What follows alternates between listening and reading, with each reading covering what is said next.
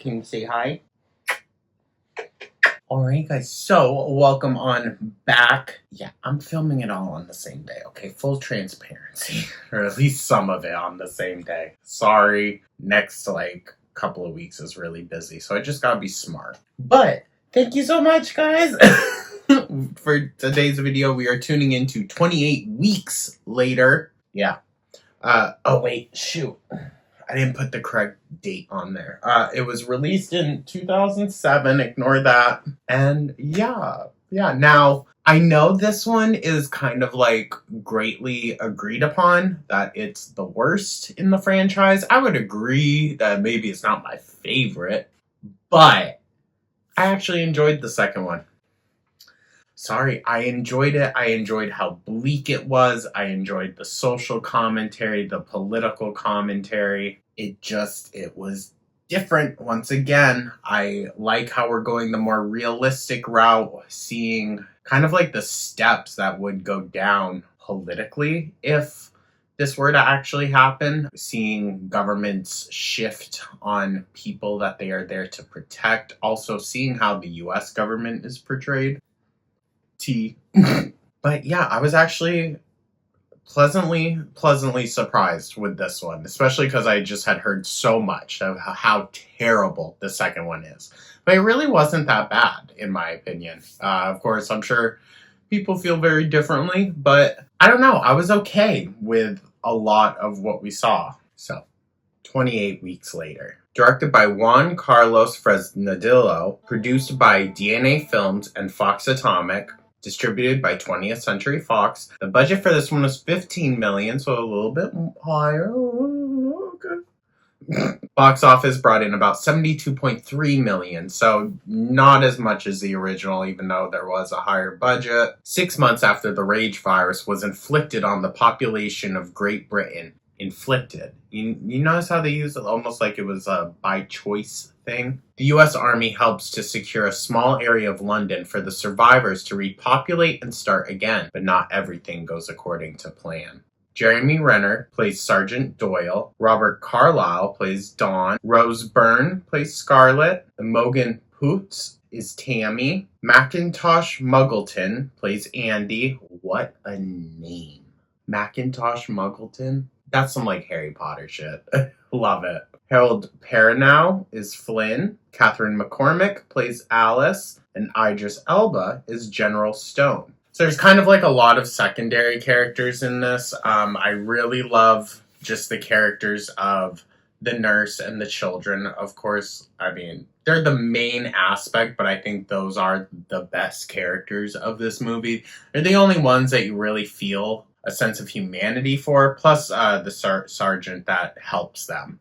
He quite literally sacrifices his own life to help them. So he's in that as well as actual people that feel well-intentioned. But I also think it's a purposeful thing to portray everyone else that's fighting for their lives as just crazy monsters, just like the infected. So diving right on in. During the initial outbreak of the rage virus, Don Harris, his wife Alice, and 4 other survivors hide in a fortified cottage on the outskirts of London and let in a young boy from outside.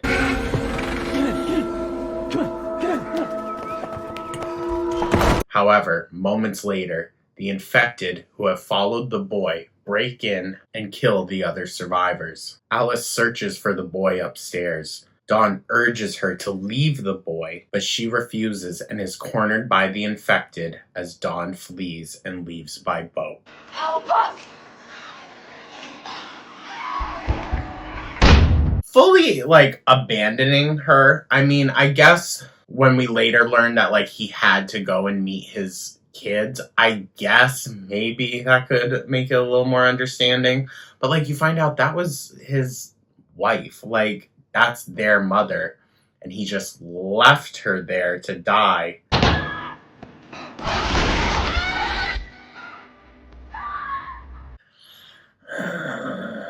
He's a shitty figure, honestly.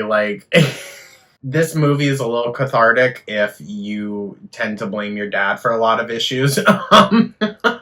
Because literally everything in this movie is the dad's fault. Just saying. After the infected die of starvation, NATO forces take control of Great Britain and begin to rebuild the island. 28 weeks after the outbreak, the U.S. military, under the command of Brigadier General Stone, brings settlers and refugees into District 1, a heavily guarded safe zone on the Isle of Dogs. Don reunites with his children, Tammy and Andy. Now, wait, I don't know what the Isle of Dogs is. It sounds familiar, though. There might be political reasoning for it taking place there also. Don reunites with his children, Tammy and Andy, who were abroad during the outbreak, but lies about their mother's fate. Sergeant Doyle, a Delta Force sniper, is among the soldiers guarding District 1. Now, I was very speculative, if you will, about the U.S. military's role in this movie. Just a heads up, any movie that portrays the U.S. military, as long as they do it in a fond light, gets a ton of funding by the U.S. military. It's part of the propaganda machine. So when I initially saw them brought into this, I was very, very hesitant. I will say that shifts, but I was like, if anything, that should have maybe led me more to believe that something bad is obviously going to happen. Tammy and Andy sneak out of the safe zone to visit their former home, hoping to recover a photograph of Alice due to Andy's worry of forgetting what their mother looked like. Inside, they discover Alice alive, but in a delirious state. Soldiers arrive and escort the children and Alice back to District 1. Now, there is focus on Andy's eyes. He has hydrochromia something. One eye is a different color than the other. That genetic makeup is what's going to possibly save. I mean, I guess no, it didn't lead to saving anyone because 28 years later, the rage virus is still going. So obviously that led to nothing. Alice is quarantined and examined by Scarlett, a U.S. Army medical officer, and discovered to be an asymptomatic carrier of the rage virus. Dawn visits her in violation of protocol and pleads for forgiveness. After kissing Alice, he becomes immediately infected through her saliva and brutally kills her before going on a rampage.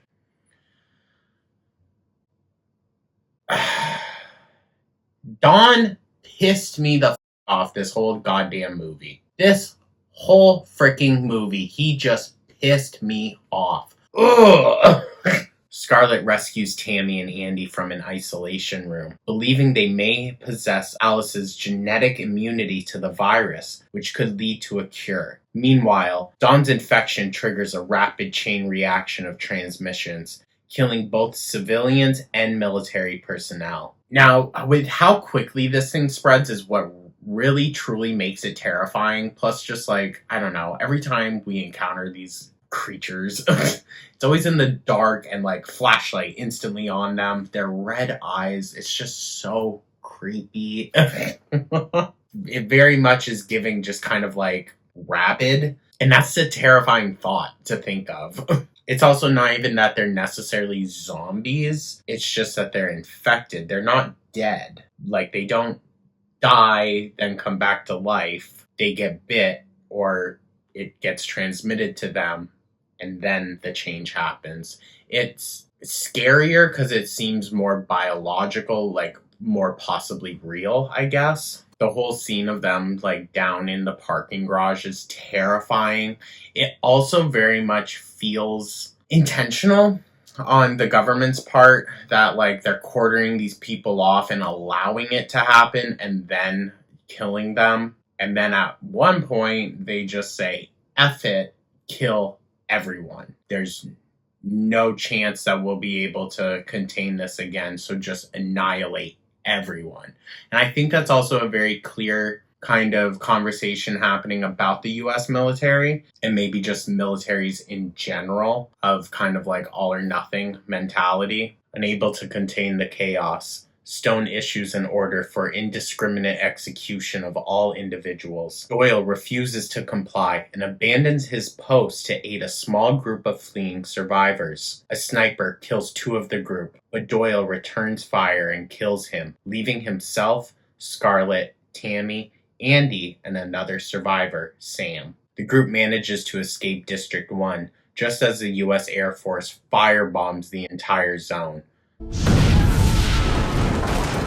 but are followed into the desolate London by a surviving Dawn. Another soldier, Flynn, arrives in a helicopter at Regent's Park to extract Doyle, but tells him to abandon the others, as a horde of infected chases the group. A desperate Sam latches onto the flying helicopter, but is infected when Flynn uses the rotor blades to kill the horde.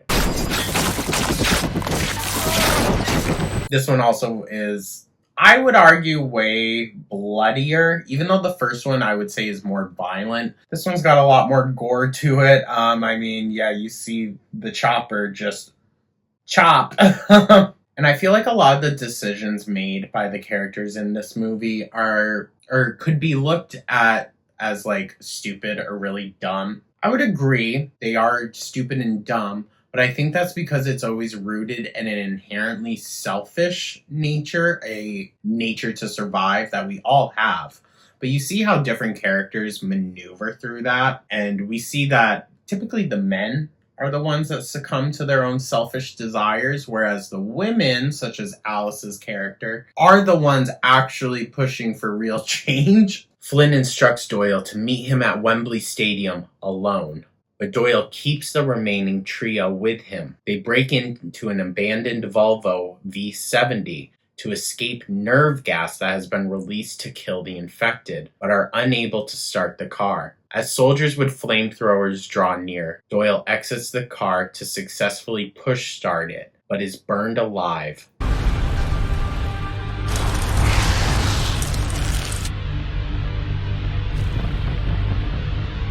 That's also a really hard scene, honestly, how just kind of indiscriminately he is killed off. It's I think the reality of it for these characters, but at the same time, it's really hard because he did do a lot, obviously, to protect them, and he got them that far, and to just be killed off by his own like that, I mean, this movie seems even bleaker than the first one, I will say that. Scarlett and the children escape aerial gunfire. Oh, it's Scarlett, not Alice? I thought her name was Alice. I don't know.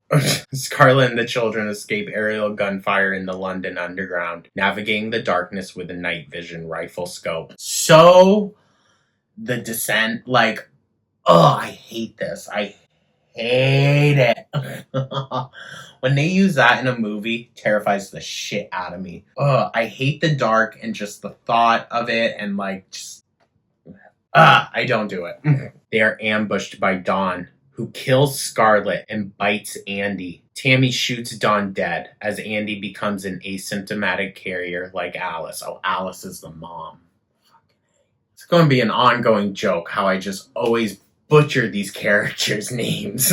Vowing to stick together, Tammy and Andy reach Wembley Stadium, where Flynn reluctantly flies them to France. 28 days later, a French voice is heard over the radio in Flynn's abandoned helicopter requesting help. A group of infected people emerges from a Paris metro station near the Eiffel Tower, revealing that the virus has spread to mainland Europe. I mean, yeah, I would argue that this is way more depressing of a movie. The last one, the first one, at least it had a kind of more hopeful ending, at least. This one, no. No. They said, yeah, that's not happening. I also do think it is worth noting The Descent, which was coming out around this time, the first and second, also notoriously a very bleak movie. Very dark and just depressing ending. So much so that it had to be changed for theatrical release in the Americas. But it is also a British-made film. The Brits, are you guys good? I mean, I love it. I love a just bitter, nasty ending. but goddamn, it's a theme. But yeah, I enjoyed this one more than I thought I would, just based off of other people and how they talked about it. But at the same time, I can see where people would have issues with it. I think visually it's not as great, outstanding. Some of the special effects are, yeah. Some of the characters are, yeah. But I don't know, there's something about it. I actually really did enjoy it. It also felt like there was more that happened in it. We found out more, learned more of how like this is going to be dealt with, kind of. Whereas in the third one, I don't think we saw that. I think we've just seen how now mankind is learning to survive while co-inhabiting the world with this ever-evolving thing. And I'm okay with that, but I just feel like the third one also didn't hit as many plot points as the other movies. We'll get into that, though, next week. Thank you guys so much. I want to know your thoughts, because like I said, I know the second movie's very divisive for people, but let me know. Let me know. Did you enjoy it? Did you not enjoy it? I understand why people wouldn't, but I just want to know. Thank you guys so much. As always, I hope everyone's having a beautiful, wonderful day, a great week, taking care of yourselves and your loved ones. Let me know your thoughts down in the comments, like and subscribe, all that. And I will catch you guys in the next one. Take care.